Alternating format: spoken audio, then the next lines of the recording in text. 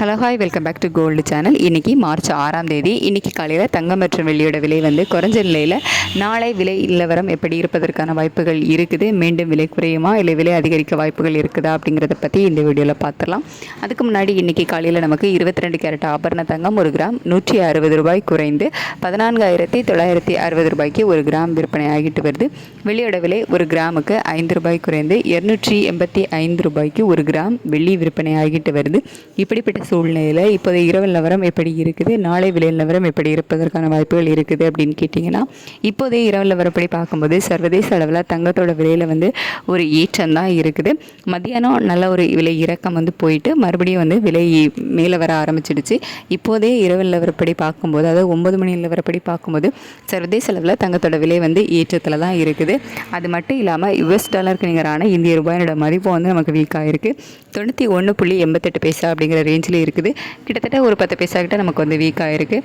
சர்வதேச அளவுலையும் தங்கத்தோட விலை அதிகரித்து காணப்படுது. இந்திய ரூபாயோட சப்போர்ட் லெவலும் நமக்கு இல்லாமல் அதுக்கு மாறாக நமக்கு வீக்காக இருக்குது. அப்படிங்கிறதுனால நாளை தங்கம் விலை அதிகரிப்பதற்கான வாய்ப்புகள் தான் இருக்குது.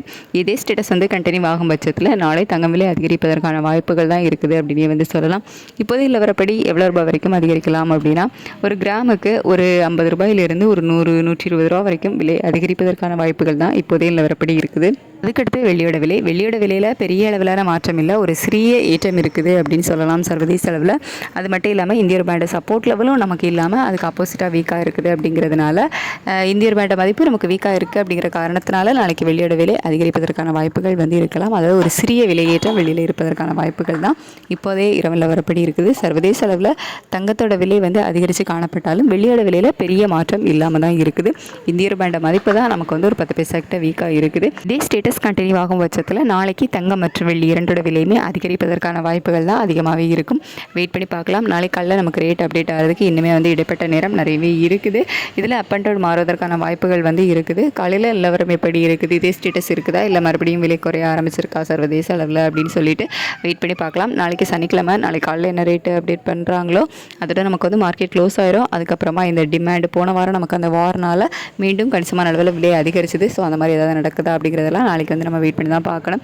இந்த வாரம் நமக்கு தொடர்ந்து விலை குறைஞ்சு வந்த நிலையில் இன்றைக்கி மீண்டும் அதாவது இப்போது இரவு நிலவரப்படி சர்வதேச அளவிலையும் தங்கம் விலை அதிகரித்து காணப்படுது. காலையில் பார்க்கலாம் இதே நிலவரம் இருக்குதா இல்லை மாற்றங்கள் இருக்குதா அப்படிங்கிறத. காலையில் நிலவரம் எப்படி இருக்குது அப்படிங்கிறத பார்த்துட்டு உங்களுக்கு நான் வீடியோவில் தெரியப்படுத்துகிறேன். Thank you so much.